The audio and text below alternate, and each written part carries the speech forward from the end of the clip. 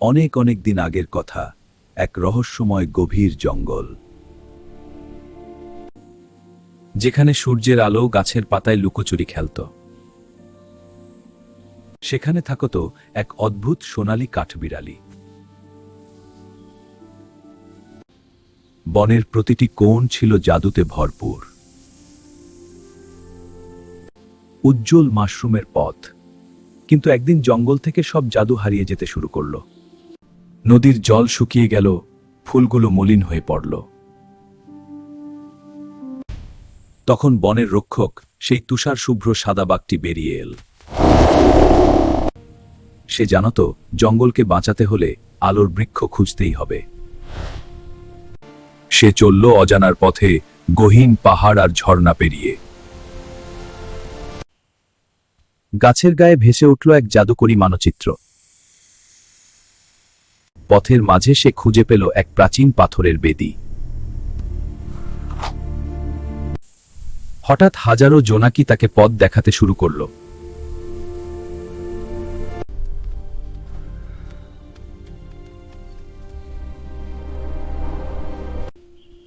আকাশ বেগুনি হয়ে যাচ্ছে। আকাশের রং হঠাৎ বদলে বেগুনি হয়ে গেল।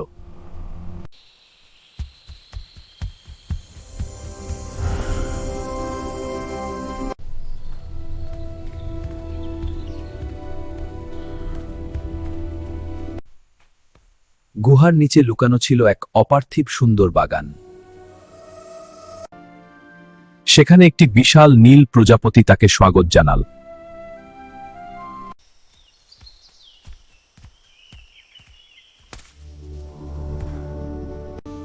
বাগানের ঠিক মাঝখানে দাঁড়িয়ে সেই জাদুকরী আলোর বৃক্ষ।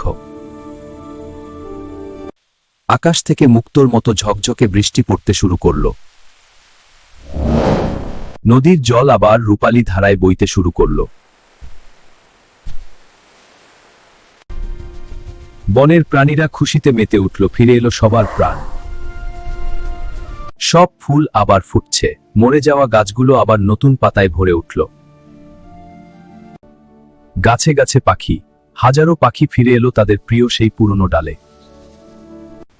ঝরনার ওপর 7টি রঙে ফুটে উঠল বিশাল এক রামধনু। সূর্য যখন ডুবল, আকাশটা হয়ে গেল আগুনের মতো লাল। রাত নামলেও জঙ্গলটা আজ আর অন্ধকার ছিল না। বনের সব প্রাণী আবার শান্তিতে ঘুমানোর জায়গা ফিরে পেল। সেই থেকে এই জাদুকরী জঙ্গল তার সৌন্দর্য নিয়ে বেঁচে রইল।